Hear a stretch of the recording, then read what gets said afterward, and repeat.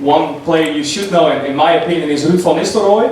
Of course, he made a big transfer to Man United, Real Madrid, and he started at our club.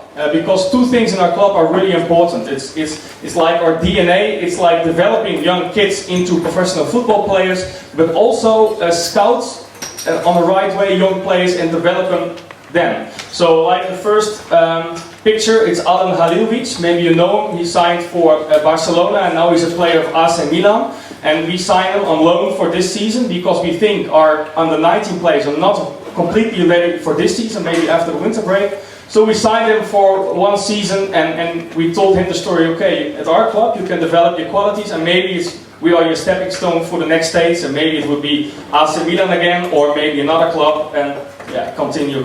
One thing, of course, is important to develop young kids into professional football, and we have a kind of special philosophy about it. But the second thing is, I heard it before this night, is that we think it's really important to develop kids on other ways, that they have to find their way into the working world of besides football. So we have a lot of effort, put a lot of effort in other things than football. So we have a lifestyle and society program. We combine it with schools, with hospitals, with prisons, everything. And we hope that if people leave our academy, of course we want them to leave as a professional football player. That's our goal. That's where we work for. But other sides, we hope that they get a good place in our society, get a good job, get a good future. And we think that you can learn a lot of things in an academy. We say academy and first team, you cannot see it.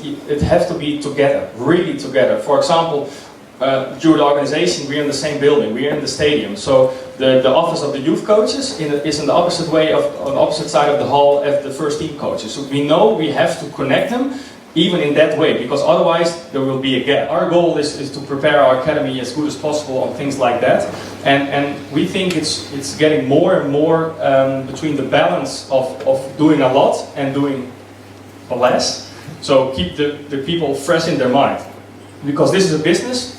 You work all around the clock, I think how you call it, 7 days a week.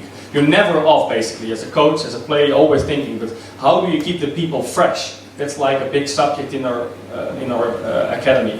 For example, we won't have games on Sunday. I know in London you have a competition on Sunday and Saturday. We won't play on Sunday. Sunday is a day for the family, and we don't do things like that. And of course the federation has to support it, otherwise we just have to play games. So it's a combination.